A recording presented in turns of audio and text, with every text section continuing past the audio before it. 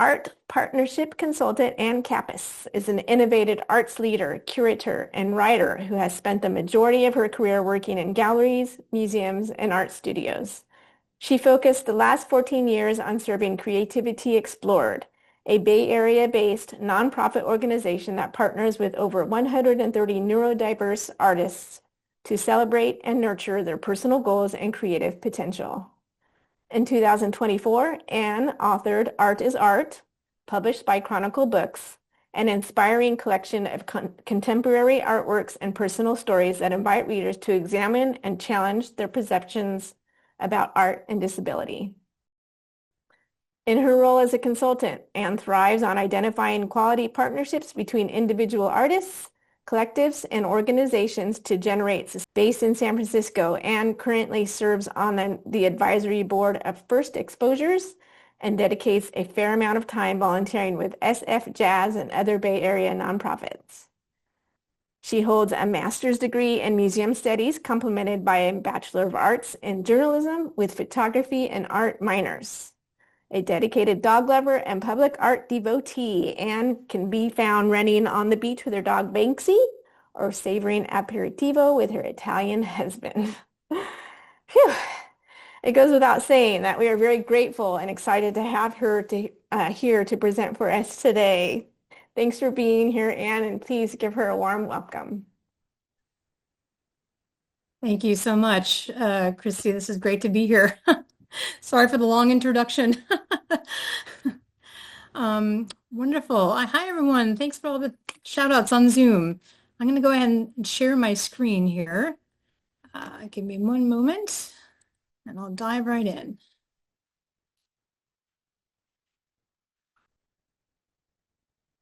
Okay. Looks like you can, oh, great. You can see that.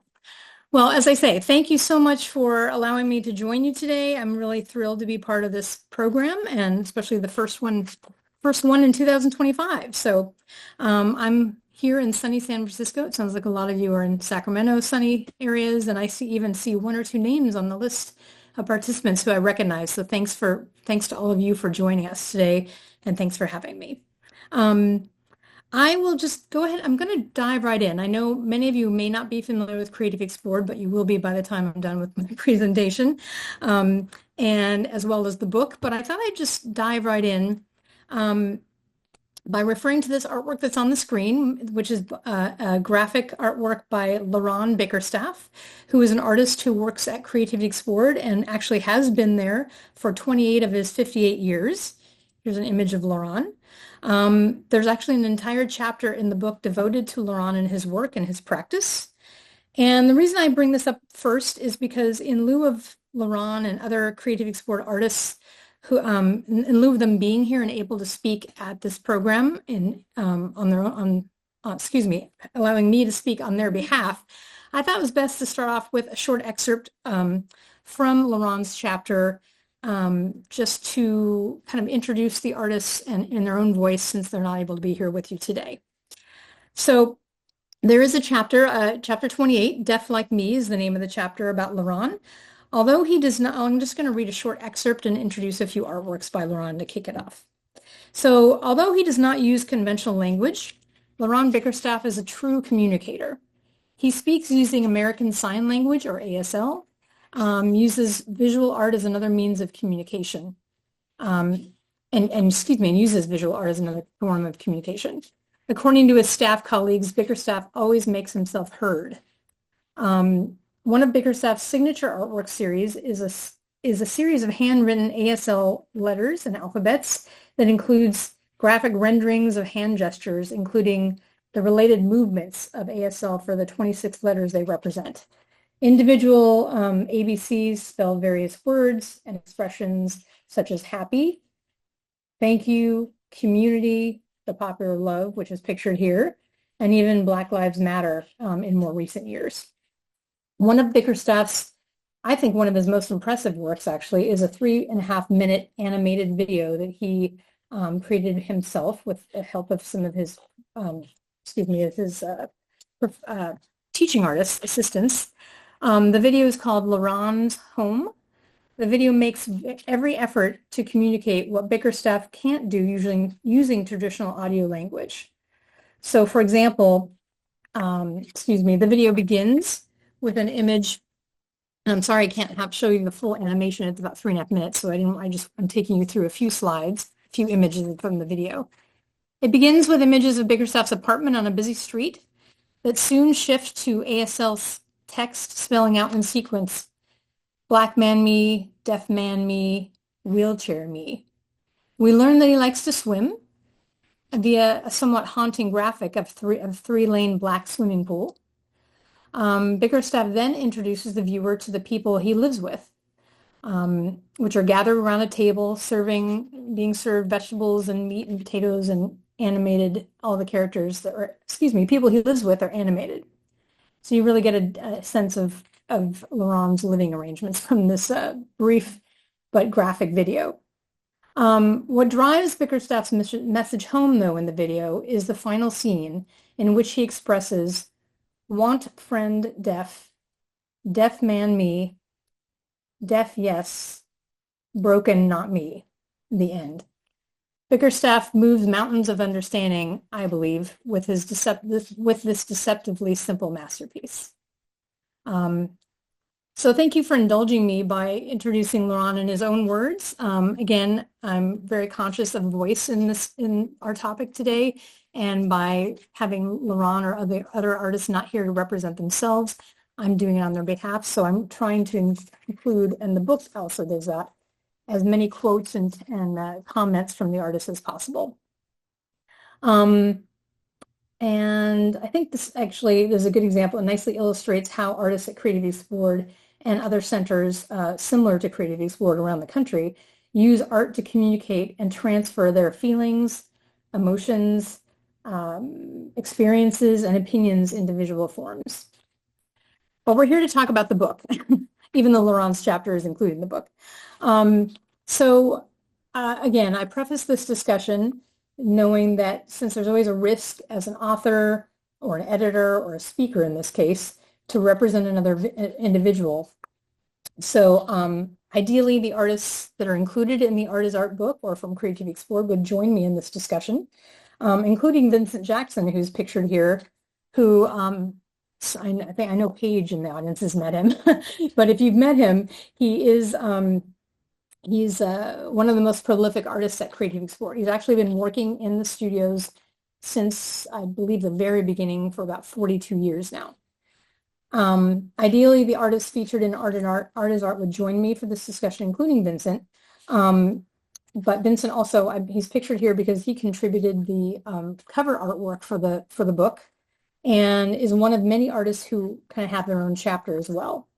Vincent would be more than happy to tell you about all of his 42 years working at Creativity Explored himself. So I'm sorry he doesn't have the opportunity to do that, but I invite you to Creativity Explored anytime to visit the studio and meet him and the other artists in person. But in Vincent's own words, I'm one of those long-term artists, and I know what strikes people, he says. In another conversation, he shares that my faces are a way of telling a story rather than writing. So I'll start off with introducing to a few other artists in the studio. And I bring up representation again because of person-centered thinking philosophy, which at Creativity Explored means that each artist has the capacity to understand their life and self-actualize their needs. This may seem like a simple, kind of obvious concept, but in the disability world, if you will, it's the shift in the last, decade or more, actually much more, is moving from an in-service approach, which can be disempowering, to an in-community model. So for example, pictured here is J.D. Green. He's an artist who actually did that mural that he's standing in front of, and that's in front of that was previously pictured in front of Creative Explored studio or gallery and studio on 16th Street in the Mission in San Francisco. And JD is one of those artists who really takes to heart. He wants individual choices. He wants to choose where his artwork's shown. He wants to be empowered about the type of works that he creates. So that's an example of person-centered thinking. Another example is Alana Cooper. For example, sometimes artists desires are media specific. I want to work with this kind of oil pastel crayon, or I want to sit here, I want to use these kind of pencils and pens, etc. Sometimes it could be more, an artist may want to work alone and not be in a crowded space, especially individuals with autism. There's certain individuals who prefer a quiet space. Pablo Calderon, who's pictured here, is not necessarily one of those, but he is an artist who likes to work alone, gets into the studio actually before the teachers even do, and is, very individualized and wants wants to make art and use big pens and big paper, and he gets it out himself and gets to work. While other artists, require more emotional support from a staff member. Completing these seemingly kind of simple but insignificant prompts, completing them, excuse me, provides CE artists with a greater degree of comfort and respect while working in the art studios. The trusting relationship that they've developed with staff, most of which are professional artists and or peers who are, I say teachers, but they're really more like resource providers and mentors. So that relationship between the CE Creativity Sport studio artists and the professional teaching artists makes it possible for artists to express their needs and address them, which is a key principle of person-centered thinking. Although it is something that CE has always practiced in one form or another, and that's actually what the founders, created, which we'll talk about in a moment. The founders who created Creative Explored and other organizations in the Bay Area years ago. It's something they practiced for a while, but historically these questions weren't asked in different social service settings, especially in the more distant past when individuals with disabilities were institutionalized and in many cases not provided any resources to create art or express themselves creatively in any way. Only within the last 20 years has this more empowering person-centered thinking approach in community approach, stressing mutually enriching growth, been enacted. So today, person-centered thinking allows individuals such as Vincent, who you met before, these artists and several others that I'll introduce you to, make informed decisions and guide the services that support that they receive. So I know I'm kind of diving in a lot to the details, and we'll get to, for those of you who are not even familiar with what Creativity Sport is, we'll get to that point, but I was honoring one of our chapters, which is out of order, and it's how artists work. So I wanted to kind of honor that approach in how we present the information today. So thanks for bearing with me and staying alert. So again, I thanked you already, but I'm really thrilled to be part of this discussion. I bring this image up because this is by Kate Thompson, the drawing on your right. Kate says, I like to tell stories. I like to draw things where people are doing things, people on bikes and buses. And here, in this case, it's with signs. Putting the person at the center of their own planning process, such as Kate, and allowing her the material she wants to use, the media, the subject she wants to discuss, even if that includes providing Kate and other artists with those options, is a way of taking responsibility for their own choices and even the risks that those choices incur, if it's a possibility. It's a major feature of person-centered thinking. So with that said, I know many, I know I said that many of the other artists and staff, supporters, long-term patrons would join me in saying how thrilled they are to be part of this discussion, especially knowing that the California Library Series is, their collection programming focus is to introduce the history of people who may have been marginalized in history. So we're thrilled that Creativity Explored and this book is included in the series and being recognized, because that is actually one of the aims of the book. I'll talk about that in a moment, but turning 40 is a major milestone for the organization, and to honor that milestone and all the accomplishments that the artists and the founders have experienced was one of the reasons why we wanted to do this book in the first place. I'm thrilled that Art as Art fits into your collecting focus. And and introduces conceptions of art and artists that people may not be familiar with. This book and the discussion invites readers to examine and challenge their perceptions about disability, which is another focus of the book. So I've included a few images here from the Civic Duty chapter, which is a chapter where Kate's work is featured, and it's also all about artists who have created artworks that deal with civic duty, whether it's representing politicians or standing up for their rights or reflecting on some current events that are happening. In particular, Ming Choi is a good example of that. In the Civic Duty chapter, we talk about Ming Choi's artwork, and I'll just read a quick excerpt. Anyone who says that a person with a developmental disability does not understand current events, is apathetic about politics, or is not opinionated about their role in society has never met Ming Choi. These are his works created. These are all artworks by Ming Choi on the screen. He retells historic events and addresses current political actions using a bold and graphic drawing style. According to Rutgers, I bring this up because it's a related fact, and I mentioned it in the book as well. 3 million additional votes would have been cast in the 2012 election. I know it's going back a ways, but if people with disabilities had voted at the same rate as people without disabilities. That's not to say that people with disabilities are apathetic, but that it's important to ensure that citizens can vote with little or no difficulty. It's fundamental to our democracy, and is an important topic in public debates and policy initiatives. And it's certainly important to artists at Creative Explored, or at least several of them. Their work reflects that. Ming Choi's activism and artistic contributions encourage everyone to step up and take part. So now we'll focus a little bit more on, I just wanted to draw, I can't see the chat exactly, but maybe you can use some of your emojis. Who among you knows someone with a disability? And I asked that, and developmental disabilities, I should say. And I asked that because it's, that can mean any person is on the autism spectrum, they have Down syndrome. There's lots of definitions for that. However, you really want to define that. But I like to just draw that back to, maybe you can pose that question yourself.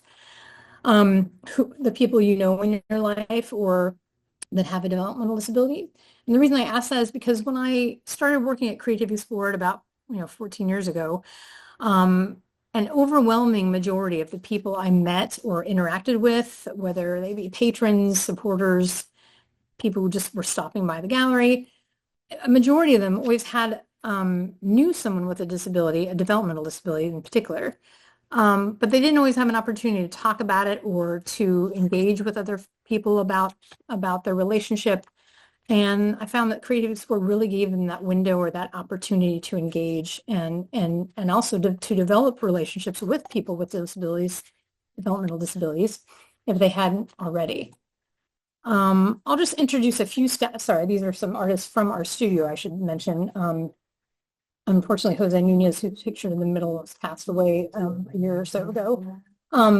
But we miss him dearly, and he did amazing works, as did majority of the artists at CE. I'll just introduce a few stats here that, 1 in 4 U.S. adults reportedly have a disability as of 2022. And I mention that because a lot of the artists who work at Creative Explored and other centers often have multiple disabilities. So it's not just a developmental disability, but they often are accompanied by physical disabilities as well. So it's important that those are addressed in the studio and ample needs are met for everyone who's coming in. I also like to point out that 34% of working age adults with intellectual disabilities are employed. That seems like a low number. However, I'm happy to report that 100% of the artists who work at Creative Explored are considering themselves, to be amply employed because they are working at the studio and they are being paid for any artwork that sells. So it's providing another, not only a creative outlet, but also a means of being of employment and gaining funds. One final thought, a stat, if you will, is that in California, 1.5% of the population are considered to have a developmental disability. I mention that because California has in the past been at the forefront of really developing programs for people with developmental disabilities. And it's actually where this whole philosophy and of providing, if you will, progressive art studios for people, for adults to create work like Creative Explored, like Creative Growth, which I'll introduce later, and NIAD and others. It all started here in the Bay Area, and it's because of the California funding opportunities that were enabled that as well. So it's quite a legacy to be proud of that I as a Bay Area resident and a Californian, are very proud of that fact that California's kind of leading the effort on that. I'd like to show a few history, since we're talking about history, and we are approaching the 35th anniversary of the Americans with Disabilities Act, which was signed into law in 1990 in July. This historic, as many of you are aware, this historic civil rights law protects the rights of people with disabilities.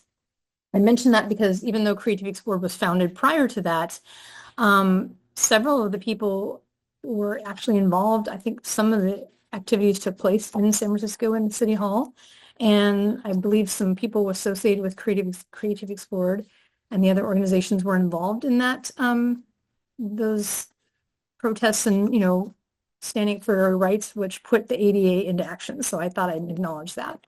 And these are fun images of some of these artists actually still work at Creative Explored. Some of the staff who were pictured in here from years back still work at Creative Explored. Some people have passed away, sadly, but it's always fun to look back at these images of the same storefront and how it's being used today and how it was back then.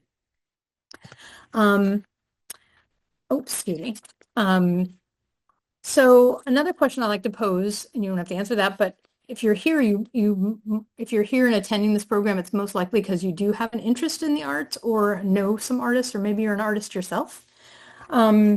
So I like to mention that, and actually we have a chapter in the book called some of my best friends are artists, and I'll talk about that in a moment. But whether they be fellow artists like Thomas Pringle, who's pictured here on the bottom left, or inspired by other artists like Kusama, Frida Kahlo, portraiture, especially of other artists and or of iconic artists or iconic people, are very popular in the studio. What drew me to this field and to Creative Explored in particular is my background. My thesis was in finding ways to provide opportunities for more marginalized communities to be included in encyclopedic art museums, etc. I also have a background in folk art and contemporary art, so this Creative Explored was like kind of the perfect melding of all these interests. And once you get into one of these places like Creative Explored, Creative Growth, NIAD, etc., kind of sucks you in and it keeps. And so this is a very apropos slide about some of my best friends are artists, because it really is truly like a family when you work there, and all the engagement it's a really happy place. It can also be challenging, but I've always felt that art is a bridge to discussing disability and a connector to engaging with disability discussions.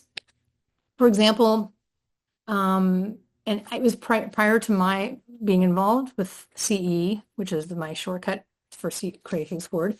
But for example, in its early history, a groundbreaking exhibition examined the subject of self-identification, titled "Don't Call Me Retard." The aim of the multimedia show this is more than 20 some odd years ago. The aim of the show was to bring Creative Explored artists to the forefront, confirming their life experiences and that they're important enough to share.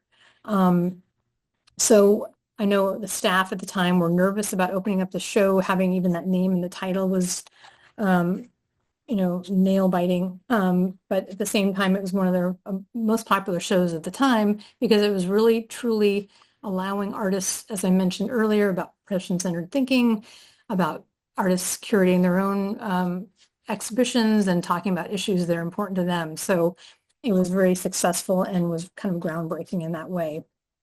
Other exhibited works included explored the perceptions and issues and daily realities of living with a disability, encouraging the public to examine their own perceptions. So really everything that in this book is kind of summarizing all of these amazing things that have happened in the past that are with the same mission and purpose in mind. Um, one of the pieces in the exhibition was by Gordon Shepherd, who loves to dress up like a clown. He's also passed away because this was years ago, but he actually created an entire small miniaturized diorama of a sideshow, and the idea being that people with disabilities are kind of seen as sideshow or freaks, if you will, and that's not my language, that's his. But it was a quite powerful piece to relay that idea. I believe that anyone can be creative given the right resources. And founders of these organizations definitely believe that, and that's what led them, those are the principles that attracted them to form 4 different arts organizations in the 70s and 80s, Creative Explorer being one of those. So here's a picture of Elias and Florence Kappes. Florence Luden's Kappes, excuse me, was an artist. She's on the right. And Elias Kappes was a psychologist. They're both passed away now, but they founded Creative Growth in 1974 in response to statewide cuts in services for adults with disabilities. They were really pioneers in the field, and in 1983 they opened Creative Explored in San Francisco, and NIAD shortly thereafter, around the same time.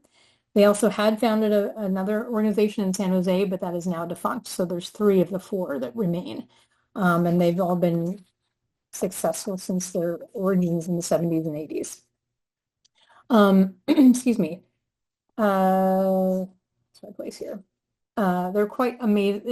This is a dynamic legacy for the Bay Area, I mentioned before, but because this was really the beginning of this movement that went around the country and eventually around the world.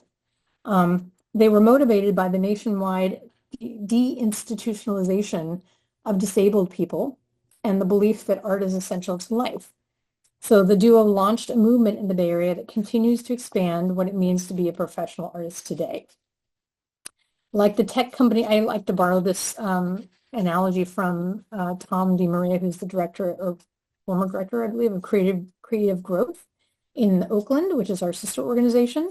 So like the tech companies of the 80s and 90s, Florence and Elias literally started an organization in their garage, believing that anyone can be creative given the right resources, and believing that creative expression is a human right. Although they operate separately, the 3 art studios share a common mission to serve and support neurodiverse artists by providing professional studio space, exhibition opportunities, and representation, etc. So speaking of books, Elias and Florence literally wrote the original book, 50 some odd years ago. I didn't look up the date, but called, I think you can read the whole thing, Art and Disabilities, Establishing the Creative Arts Center for People with Developmental Disabilities, which is actually, I learned, in the California Historical Collection, so that's the library. That's exciting. The guidebook was designed to help people interested in building and sustaining a creative arts center, similar to Creative Explored. It offers timeless insights and practical strategies for fostering inclusive spaces where creativity thrives. Excuse me. It's still relevant this many years later and still being used, in fact. This essential resource inspires other visions and provides accountable steps to making new centers a reality. And this is literally a picture. This is not the garage, but it was what was soon came out of the garage, and now an active art studio with Florence in that image. And just speaking of books again, other books are in the growing canon of their legacy include monographs and features focused on neurodivergent artists, particularly in the contemporary art world. So we're excited that Art is Art is part of that new dialogue. That's an expanded dialogue, and I'm sure if Florence and Elias knew that their initial book had led to all this, I believe they'd be very proud. This is a kind of a hard slide to read, so I apologize, but the idea comes across that their legacy, the Kappes' legacy has lived on in terms of the number of centers that are located around the country. 60 progressive art centers, similar to Creative Explorer, around the country, and there's dozens more around the globe, and more opening every year. Another outcome of all this is that there's a symposium that happens annually now that I believe Creative Growth started that. I've participated in the past, and so have many others. It's also an annual symposium to share best practices among all these art centers. And then newest added to the group is a group called the Progressive Arts Studios Supported Art Studios. Long name, but basically it's a group that advocates for resources and policies that improve the outcome of member programs around the country and abroad. Among these organizations, Creativity Explored continues to make advances today, so we're proud to be part of this ongoing group. So a little bit about Creativity Explored. I know a few of you in the chat have been there. I can't see hands right now, but I'm curious if you have been to Creative Explored. Again, I invite you to come at any point, or any of the other studios around the Bay Area or around the country, actually. For those of you who have not been to our studio, or the studio, it's in the Mission District in San Francisco, and founded in 1983. For over 42 years, the organization provides neurodivergent artists with the means to create, exhibit, and sell their work. So I love this I always love this kind of open studio view. The building is about 5,500 square feet. So you walk in the front room and that's the gallery space. And in the back is the massive studio where every type of art making is happening. You can see that people are sitting, working independently, but then they're also collectively there as a group, which is a really unique experience for art making, if you will. And the programs involve the studio program, which you see pictured here, the exhibition program, which I'll talk about in a moment, and other earn revenue programs such as sales, licensing, and art services, and now some newer youth programming. So integrated with the youth program, where some of the artists included at Creative Explored are actually teaching youth and or mentoring them. Here's a quick shot of a few. The studio program is facilitated by professional teachers. These are professional practicing artists who are assisting artists. And again, not teaching a course like if you go to college and you take a class, but individually tailoring any resources or needs to each artist. Everyday artists come to the artists to make art, Some people come every day, some people come 1 or 2 times a week, but 2 times a week, but regardless, they engage in all kinds of art making activities. You can see Richard in the middle here making like an over 7 by 7 foot canvas. Some other artists may be working on a 10-inch square piece. Somebody might be doing ceramics. Some people might be doing some textile work. So you see a little bit of everything taking place in that space. And it's all aided by individual artists and individually tailored to each individual. Some people might do the same thing every day, but their own type of work. Some people might engage in ceramics one day and then come in another day and do printmaking or painting, etc. Another aspect of the program is people buying art. In some cases, we have exhibition. The gallery hosts exhibitions, but then there's also the aha moment when you get to go back into the studio and not only meet some of the artists in person, but see the artwork laid out on the tables and the bins. You get to go through and make discoveries of your own. So that's a really engaging process. And it's unlike a lot of other studios. And 50% of everything that's sold goes back to the artist. So it's a revenue producing opportunity for artists. Then the Creative Explored also hosts changing art and exhibitions programs. Professional representation for every participant, whether that's in outside galleries or internally, and an active rotating artwork roster of exhibitions. So you can imagine with 5 to 6 exhibitions per year times 40 some odd years times additional artwork exhibition outside with collaborative partners. We have quite an archive of artwork and archive of rich materials to draw from in terms of documented artworks, etc. So a lot of people always ask, how is this funded? And this is, I'm sorry, I apologize. This is kind of an outdated graph, but the idea is the same, that About 52% of the income is from the state of California through the Disabilities Department. Other incomes comes from another major resource is grants and individual giving.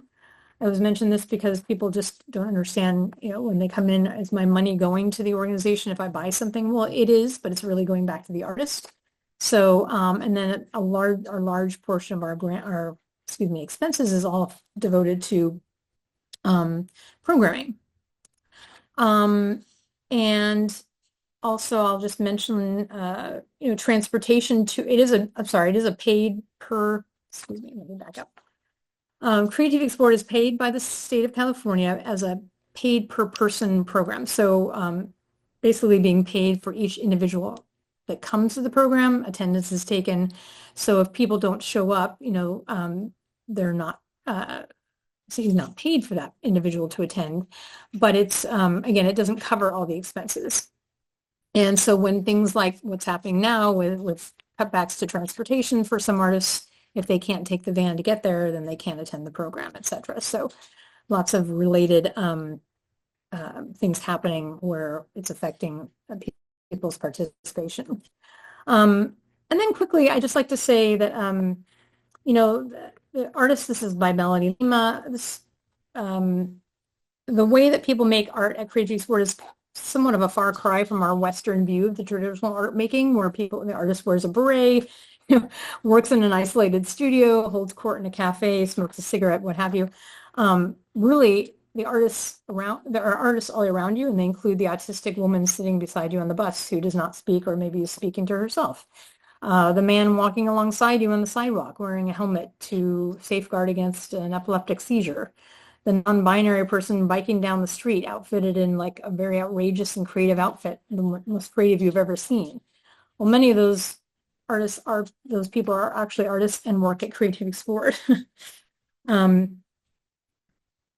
Let's see. Oh, and people always want to know about the artists themselves. I hate to put numbers and graphs to people, but just to give you a sense, this is a little outdated, so I apologize for that. But basically, the sense is the artists are they're all adults that come to our studio, anywhere between the ages of 21 and 80, or 80 plus. The gender, again, this is an outdated graph because now we're not doing it just by male and female, but it's fairly evenly split. The artists who work at Creative Sport are incredibly diverse.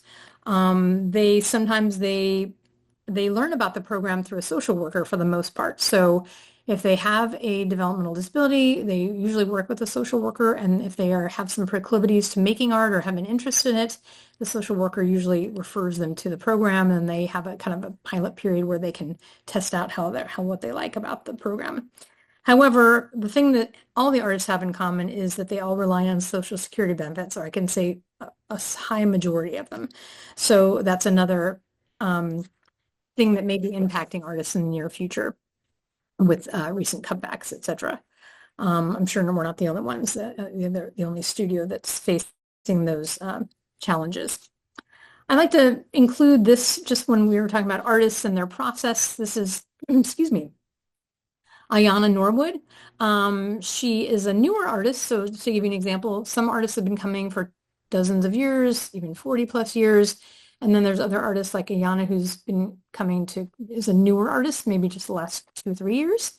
So she is an example of someone who comes in the studio every day, works on her particular interest. She loves to work on the Procreate. Right now she's working on a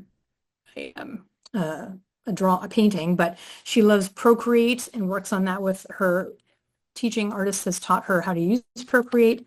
And she's incredibly detailed in this quote from Gilles, one of her teachers, is, that she's incredibly dedicated to her work and even changing pixel by pixel. And so the reason I bring that story into this is that many of the artists who come to the studio, this is their job, and they are very serious about being an artist and coming and being present and actively expressing themselves and creating. And this is one of this beautiful sea turtle pieces by Ayana. I think that's just incredible. But I just like to say it's a job to them. And I'll just end with this section with a quote from Peter Cordova, who's been coming to the program for many years. I like to try the book. Also, we try to include as many quotes from artists, again, speaking from their own perspective as much as possible. And you can read what's here, but basically I want to speak for myself through my art is what Peter's saying here. So now to the book. Back to the cover. We've been discussing the book all along and components of this, but since this is a discussion about historical, library collections, I wanted to delve into the history a little bit, do a deeper dive than what we could do in the book. Although the book does obviously reflect our history, but we were able to spend a little more time a little bit with that. So this is the cover, and I like the title is inspired by a contemporary artist, Mildred Howard, who also guest curated an exhibition for Creative Explored several years ago. And in her monograph catalog that she produced or reproduced with her, she summed up CE's philosophy best by saying, "We all have our own personal limitations and obstacles. Ultimately, the quality of the work should be the only consideration. Art is art regardless who makes it." And after many, many submissions by artists to, quotes from artists, excerpts from artists to have, because we really wanted the title to be a quote from an artist.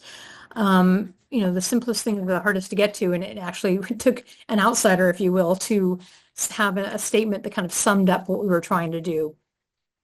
So how do you write a book if you don't communicate using traditional verbal or written language, such as like many of the artists? Well, we did it on their behalf. And as the saying goes, don't shoot the messenger. But in this case, don't credit the editor either, but really instead praise the 140 artists that are working at Creative Explored and whose work, is fodder for this book. So in honor of the 40th anniversary of the organization, we reached out to Chronicle Books, 2 years in the making, but we had such a rich exhibition archive to draw from that we had all the materials we needed. It was just really the hardest part was narrowing it down to what we could include. And at first we thought 40 chapters was going to be a lot, but really we could have done 80. There's so much rich content here.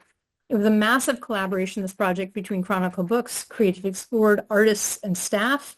The book gathers hundreds of really visually inspiring original artworks. I think there's over 300 included, latest count, that invite the reader to examine and challenge their own perspectives about disability. Overall, though, Art is Art is intended to recognize CE artists for their artistic contributions versus their diagnoses. So I'm not expecting you to read this, but this is just kind of a clip of the chapters, and Chronicle Books did a fabulous job with the design of this. How do we have all these chapters? And this is a quick introduction of the contents. It's divided into 40 chapters to celebrate 40 years. Themes emerge naturally, again, as I mentioned, from our exhibition history. It also provided a jumping off point to discuss other issues and Sorry, I'll say that again. The themes emerge naturally from our exhibition history. It is intended as an art book and not necessarily an academic tome. So the chapters introduce artist stories. We include quotes, anecdotes, and also reveal diverse subjects that artists deem important. Chapters introduce artist sub-stories and quotes, like, for example, they can relate to an individual artist's work. They can relate to social movements like mail art, the Blackafol group, talking about, yes, I do think about sex. There's chapters that relate to specific media, like ceramics or textiles or animation. There's chapters that relate to specific themes that are important to the artist, such as monsters, nature, animals, dance parties. There's some chapters focusing on the collaborations that were done, like with Recology, with different museums or commercial other artists. And of course, food is a very important theme. So I think we'll just dive in and start talking. I'll go through a few of the chapters here.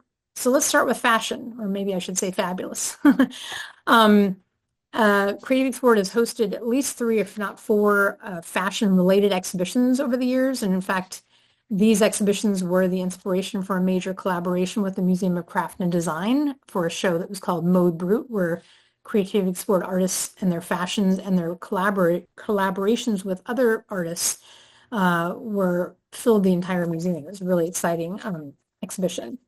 But I'll just read one quick excerpt from the Fabulous chapter. A few images here. Christina Marie Fong is a statuesque artist who loves fashion and pop culture. I'm fabulous, Fong says, full stop. Well, I used to be a model, and I know how to do the walk. Fong puts on her sunglasses, and the floor becomes her catwalk. The floors of CE's two studios, I failed to mention that earlier, we have two studios actually, often mimic a fashion runway. Artists arrive, show off their various ensembles, and exchange comments and compliments. The studio surroundings are so colorful that to make your wardrobe pop, you really got to work it. And many artists do. If you come in with a new hat or a wild scarf or elaborate nails, it will get noticed and commented upon repeatedly all day. So that's some quick excerpts from the Fashion or Fabulous chapter. You can see here in the chapter that focuses on John Patrick Mackenzie's work.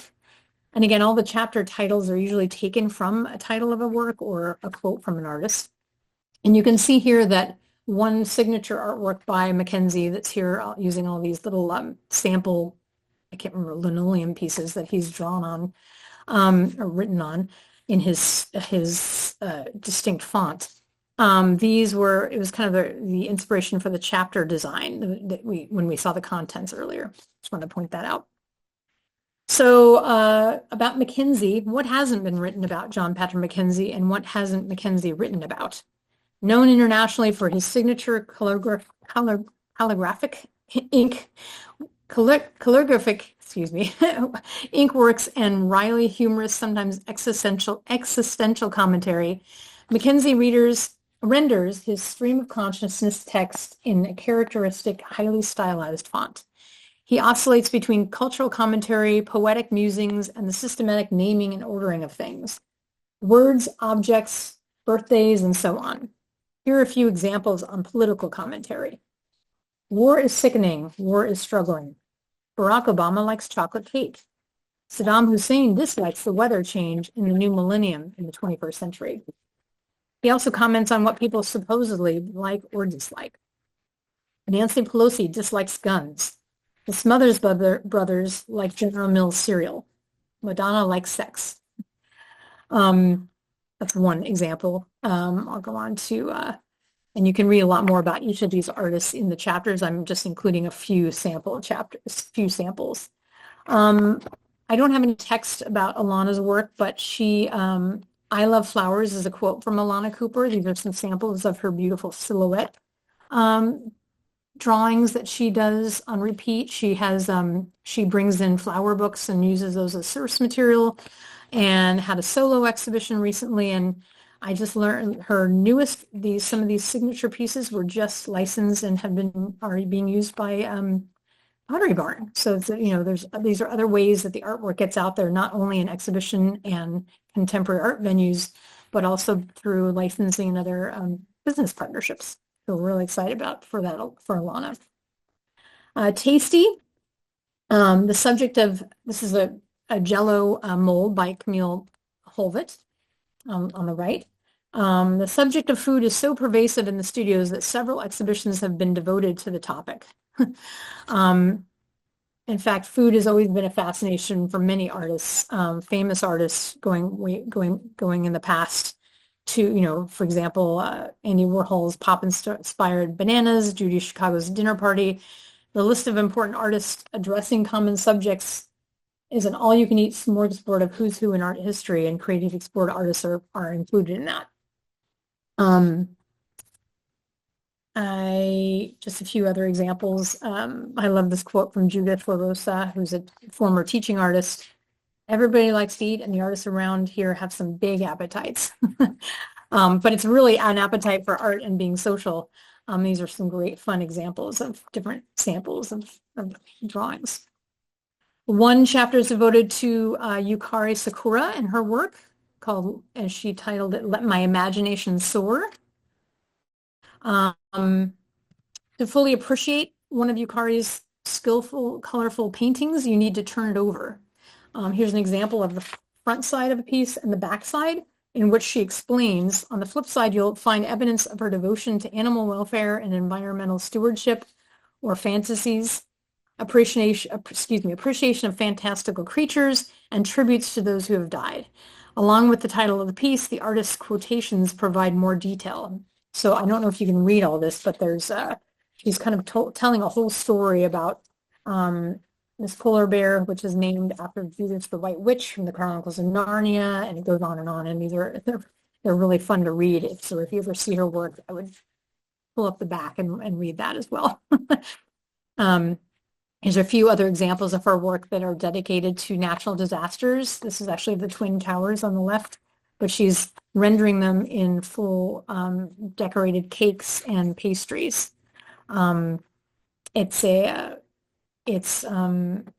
quite a beautiful poetic way to commemorate events that are important to all of us, but in a way that's maybe to her more tolerable and accessible. Quick chapter on Bigger is Better, which is Pablo Calderon's work, which we saw an image of him working in the studio earlier. He's originally from El Salvador, and again, just attacks paintings by working large and has a signature style. It seems like most of the artists come in with a signature style or develop one quickly. I love his focus on bicycles. He's been very popular, and all of his pieces are usually quite large. So we always need to create a lot of space for him to work. And again, I have all these chapters explain more about the works and give examples of other artists or other aspects of the individual artist or the subject matter. I'll move on quickly to contemporary collaborators, which is the chapter dedicated to, I always like to read this quote from Larry Rinder, who is the former director of the Berkeley Art Museum and who is the co-curator of an exhibition called Create that was done to honor the legacy of the Kappes when it was, I think, about 12 years ago or so. Is one of the first exhibitions to include work by all three centers, Creative Growth, Creativity Explored, and NIAD, and with a beautiful exhibition and the first of its kind to really solidify artists with disabilities in the contemporary art setting, if you will, and several pieces from that exhibition were collected by the museum in Berkeley, and subsequently, which we'll learn, other museums have followed suit. But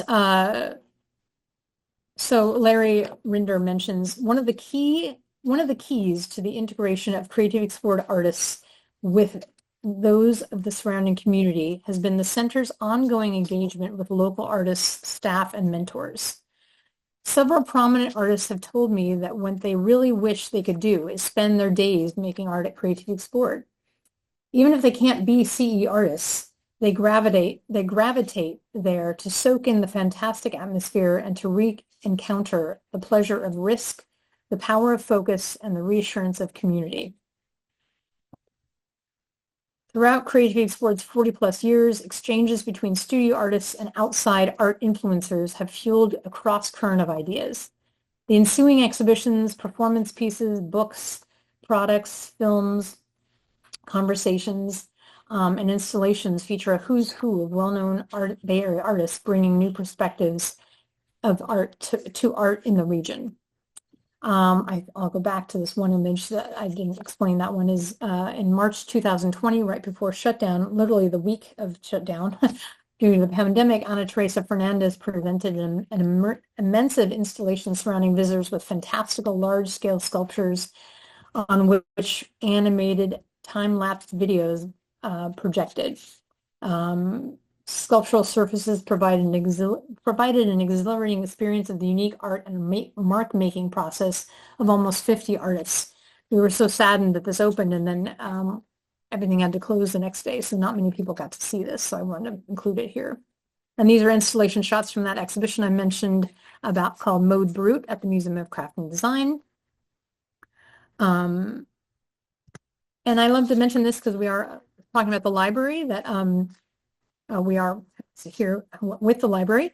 that a favorite collaboration was actually with excuse me, the the library, the San Francisco Library, in honor of the 40th anniversary of Creative Explored, hosted an exhibition of 30 artists' works and invited the public to vote, to kind of vote for their favorite in order to be, and then the top 5 favorites were included on the library card. I think more than 3,000 people cast their votes, and the top 5 were then selected and were created as library cards. I still have mine here, which I love it. I get to use it I go to the library like at least twice a week, so I get to use it all the time. Huge fan. So it was really exciting for the artists then who had their designs selected to go and have a tour of the library and kind of show off their wares. So I love when art is on the walls, but then when it's also in somewhere where you can see it and use it every day. So that was really fun. I'm going to be wrapping up fairly soon here, but I just want to, it's always fun to kind of, as we near the end, I like to say, celebrate with cake. This is actually the 40th chapter. We selected this to go at the end because it's a way to kind of, kind of celebrate our 40th anniversary. And I'll just read a few excerpts from this chapter because it's both sweet and bittersweet, I guess you could say. So several artists have become master pastry chefs using paintbrushes and oil pastel crayons instead of a whisk. Camille Holvet, whose artwork is shown here, loves to draw desserts. But because of health issues that require limiting her sugar intake, Camille sublimates her desire for sweets by creating elaborate goodies on paper. Her popular giant colorful cakes, sometimes with crossed eyes, transform everyday treats into loaded ideograms packed with her own memories, fears, and cravings. Yukari, who we saw earlier, her work earlier, also creates more somber issues in her confections. As I mentioned, she paints pastries that relate to national disasters and she calls them her memorial dedication desserts that commemorate popular figures like Prince and David Bowie to victims of the atomic bomb in Hiroshima. So she packs all of that into a beautifully perfected painted pastry. Despite that dark side to some of these delectables, there will always be cake, and Creative Explored artists will continue to celebrate by eating it, drawing it, and sharing their masterpieces with others. And then I always like to include this. I love comparing this image because for those of you art fans out there who enjoy Wayne Thiebaud's work, who's another fellow Californian artist who passed away a few years ago, but was a beloved artist, Californian artist. I like to put these side by side because Camille Holvet's work is on the left and Wayne Thiebaud's is on the right. There was a show we did called The Masters, where artists, Creative Explored, used master works, if you will, anything from the Lascaux Caves to a Wayne Thiebaud to a Leonardo da Vinci piece, and created those. And I just love this because you really, it's a way to show how neurodiverse artists can and should be seen alongside other contemporary artists. So in closing, we needed to do an epilogue after we get to the 40th chapter. But what's next? It's not just celebrating what happened and the accomplishments and the challenges, but looking forward. So I ended the book by looking forward. The art and disability worlds look different today than when Florence and Elias Katz hosted the first group of artists in their home in the 70s. Their vision remains expansive, shaping a world where artists with developmental disabilities are celebrated for their unique contributions. And some of the recent, after half a century, the work of disabled artists has begun to be recognized as a crucial part of the contemporary art world, not relegated to the outsider category, which I've tried to purposely not even use the word outsider in this context. But I include this image. This is not an artist who works at Creative Explored. It's an artist from NIAD, Marlon Mullen. But I use this because it's pretty phenomenal that this artist just had a solo exhibition at the Museum of Modern Art in New York. So it shows you that the canon is slowly shifting. Today, these are installation images from a wonderful show called Into the Brightness, which was hosted by the Oakland Museum of California. You could almost say a subsequent edition of the Create show at the Berkeley Art Museum, but 12 years later, it really, the change between those shows, they're both fantastic, but the Oakland exhibition really engaged the artists and included the artists in selecting kind of what artworks they wanted to use. It was a long-term process to visit the studios. I include this image on the left because it's a really fantastic use of, they spent about 4 or 5 months doing creating videos at each studio of the artist so that the artist's voice and images could be seen and so you see who they are. Um, and then I believe, and then also more recently, this is a exhibition of creative growth artworks from creative growth at the at SF MoMA, the San Francisco Museum of Modern Art. And SF MoMA kind of really made an effort to include artworks from all three centers in their collection and it was, I believe, the largest the largest accession of artworks by development artists, by neurodiverse artists in the country, even though it is predated by the Smithsonian and other art galleries and museums who have been collecting the work slowly. But basically, I'll end by saying today the biggest transformation disabled artists are making is on the art world itself. Attempts to categorize artists who do not strictly adhere to the conventional dictates of art classification are no longer necessary or relevant. As a result, creative explored artists are now recognized for their artistic achievements versus their diagnoses. If this sounds revolutionary, it's because it is. Yet there's still more work to be done. Creative explored artists, Creative explored envisions, I would say we all are envisioning a future society with an enlightened understanding of its relationship with neurodiverse people. In a tumultuous political and social climate, the voices of artists, quote unquote, on the margin continue to provide unique perspectives and insights into navigating the tensions of race, class, nationality, and personal identity. Artists like those working at Creative Explored impact larger issues. It's in their nature and in any artist's nature to reflect, comment, draw, paint, provoke, which often leads to societal change. I'll end with this image by Marilyn Wong. It was actually an artwork that was featured as part of that Into the Brightness exhibition at the Oakland Museum. And a quote that ends the book, which says, "Creative Explored is not about therapy, it's about art.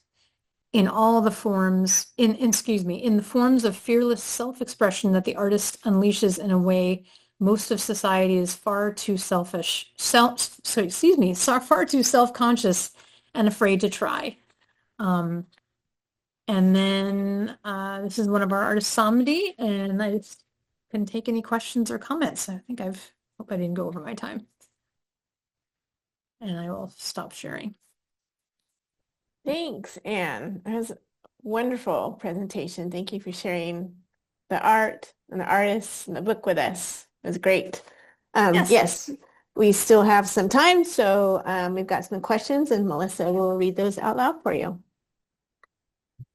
All right. So one of the first questions we got is a comment and has a question at the end. So this viewer said, "My current interest ties into the kids' art club programs I host monthly throughout the school year and at art camp during summer reading programs.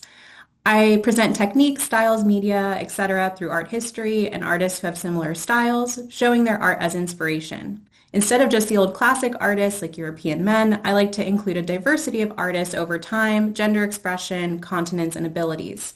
Last summer, I included Judith Scott as one of the yarn artists featured for a weaving activity.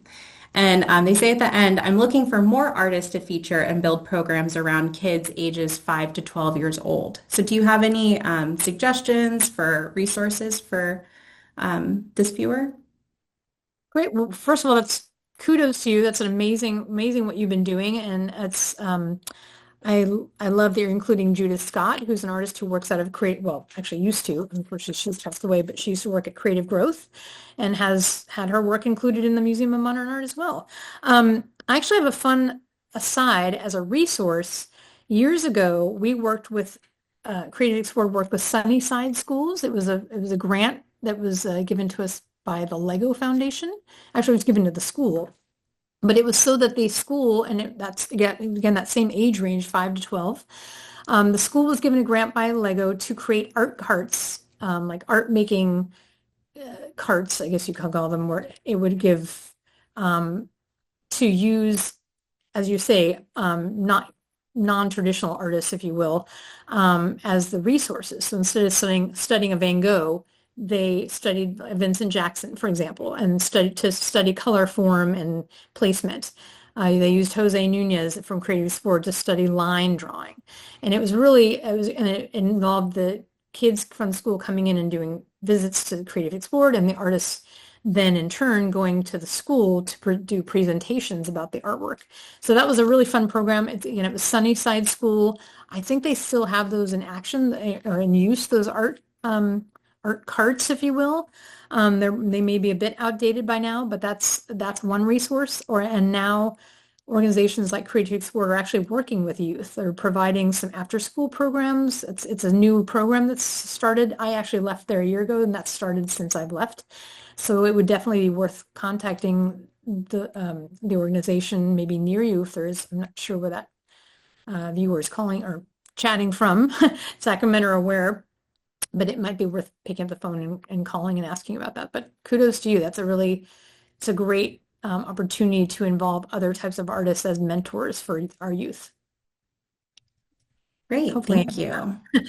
Yeah, so we've got a couple of questions related to artistic mediums. So I'll kind of clump them together here. So one of the questions is, do participating artists focus primarily on visual art mediums? Are there photographers at the studio? And then is there a ratio of art mediums like paper, ceramics, digital, etc.? It is primarily visual art, although occasionally we've had musicians and dance come in. For example, the program we did with Ana Teresa Fernandez, which was that contemporary artist with the installation I showed near the end. She actually had dancers, poets come in and collaborated. But it's typically visual art. But that does include all types of medium. There's even some photography occasionally, more digital photography. Many years before my time, there was a darkroom and they did do actual print photography, but now it's only been digital and less often. But I don't know about percentages. That's a hard question. I would say majority is probably painting and drawing. But actually, I'd have to question that because it's changed. I don't know about percentages. But majorly visual and really all mediums, including even photography. Great. So the next question is there a charge for the artist to come there, and how does someone qualify to go to Creativity Explored? Great question. I'm sorry I kind of skipped over that earlier. There is not a fee for the artist, so the artist does not pay a fee. Again, that fee, if you will, is paid by the Department of Disabilities. I'm sorry, can you state the other part of that question? There was a second part I missed. Oh, yeah. How do they qualify? Yeah. So they have to be, again, that's why typically people are referred by a social worker because that's a qualifying agent, if you will. So they have to have a developmental disability, a cognitive disability. And in some cases, I know I don't want to divulge any information about any artists, but I know that if someone has, for example, a brain injury before they're the age of 18, if they have a chronic brain injury prior to turning 18, they're eligible. But if that had happened when they were 19, that would not make them eligible. But you have to be diagnosed with having a chronic developmental disability. And then kind of segueing off that, we had a question about funding. And it's have the various art organizations you've mentioned and listed around California and the country developed alliances that can help them all weather the loss of funding, for example, federal funding? Because we know a lot of things are under threat right now.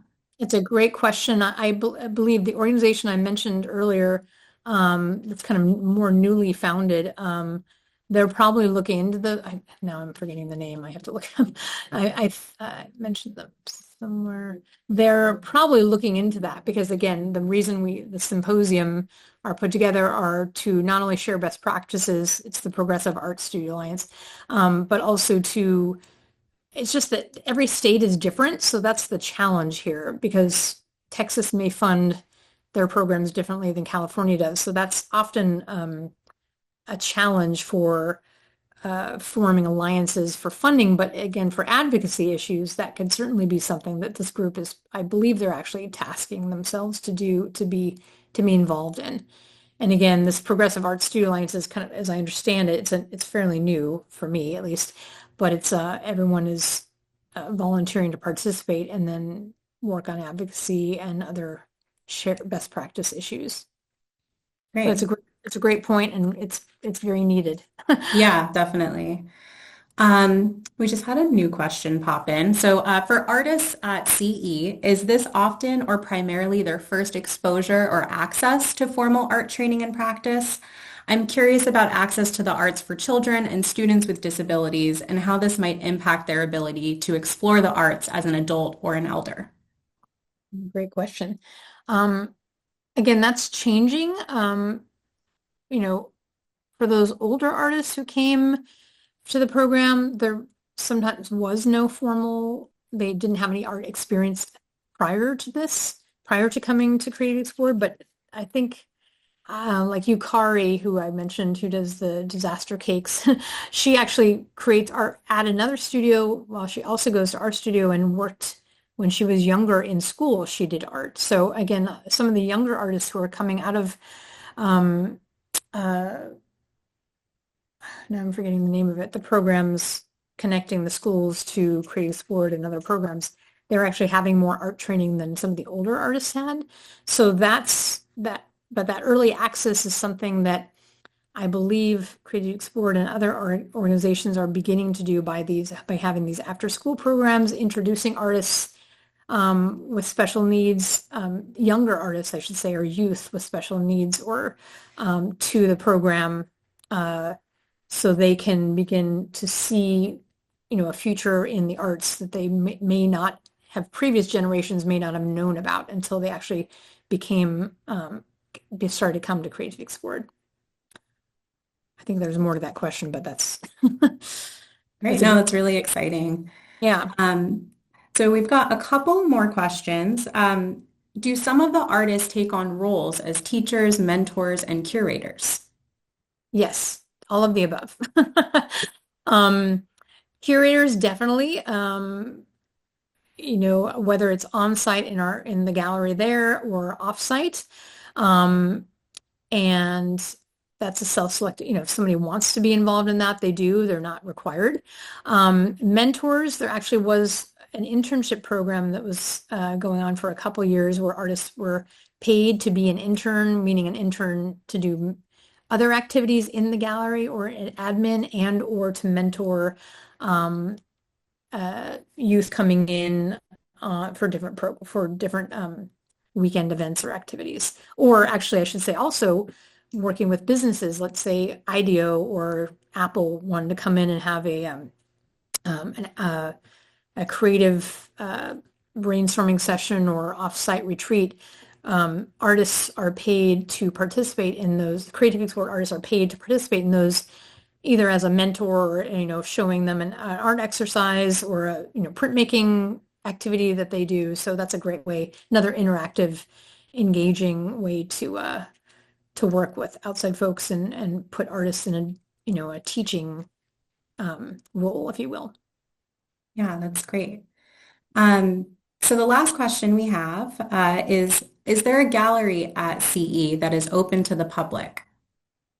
Yes, definitely. Sorry if I failed to mention that. I'm sorry, I don't have the hours in front of me, but especially after pandemic, it was a reduced number of hours, but it's typically open. They have opening receptions every time there's a new exhibition, and that's in the evenings, but otherwise there's gallery hours. Just check the website about, it's like 4 or 5 days a week. And there's artists, there's hours where you can go and interact with the artists, and there's also hours after the artists leave around 2 or 3 o'clock. So you can still access the studio, but you just don't get to see the art making in action, if you will. But definitely Saturday Awesome. too. Yeah, it's really you just be warned that you kind of explore and then you might be there for hours because you don't know what you're going to find. And just so everyone knows, I did put the link for Creativity Explored in the chat so you can Thank check you. out their hours of operation. We had one more question come in at the last minute, and that is, what is NIAD? Oh, sorry. Maybe I didn't spell out the name earlier. Now I have to look it up. That one always throws me. It's the third organization that's in Richmond, California, which is just in the North Bay Area here. I said, sorry, I'm looking at my notes because I can never remember the acronym. National Institute for Artists with Disabilities. Does that sound right? So it's the third organization that the Kappes has founded along with Creative Growth and Creativity Explored. Great. I just put their link in the chat as Oh, well if thank you. anyone wants to Thank you very explore much. that I don't one. know why I'm somewhat dyslexic, so sometimes that acronym in the name, I get that a little mixed up. So sorry about that. No worries. And then one more is there a musical version of Creativity Explored, or is there any music incorporated into this program? Well, there's a dance Friday that different artists kind of DJ and dance in the studio as a way to close out the week. I know there's some artists who have created music as part of a work, but there's not a music program, if you will. But there was a fun theater performance that was done, created out of Michael Bernard Logan's Fears of Your Life book, which I did not mention as one of the chapters, but it is one of the chapters. And they actually brought his book about fears to life on stage. So it wasn't necessarily a musical, but it was a really fun theater performance. But I love that idea. Definitely. And just so everyone knows, I also threw in the chat the link to Creative Growth, which is that third institution that Anne talked about. So you can check out all three that are in the Bay Area. And I think that wraps up all of our questions. I'll do a quick plug since we mentioned all three organizations that the Bedford Gallery, which is in Walnut Creek, is currently hosting an exhibition. It just opened recently that features work by all three centers. And I believe that exhibition will be traveling. They travel their exhibitions to smaller museums and art galleries around the West Coast, I believe, mostly. So you might want to check out if you want to put the link for Bedford Gallery in there too. That would be great. Thanks, Melissa. Okay, I think we just have a few minutes left. If anybody has a very last minute question, you can pop it into the Q&A. Before we wrap up, just a reminder too that you'll be getting a survey for this presentation. If you could fill that out, we'd appreciate it. It helps with our future program planning. And if there's no other questions, Melissa? Looks like one more just popped in the chat. Do any of the galleries that exhibit work with Discover and Go? Which I believe Discover and Go is a free museum pass that you can get through your public library. Oh, well, I know that entry to all three centers is free. But the exhibitions, like at the Bedford Gallery, I'm not clear on that. I'm not sure about that. I hope that answered the question. All right. Well, if there's nothing else, I think we're about ready to wrap up. Thank you again for our guest speaker, Anne Kappes. We really appreciate you being here.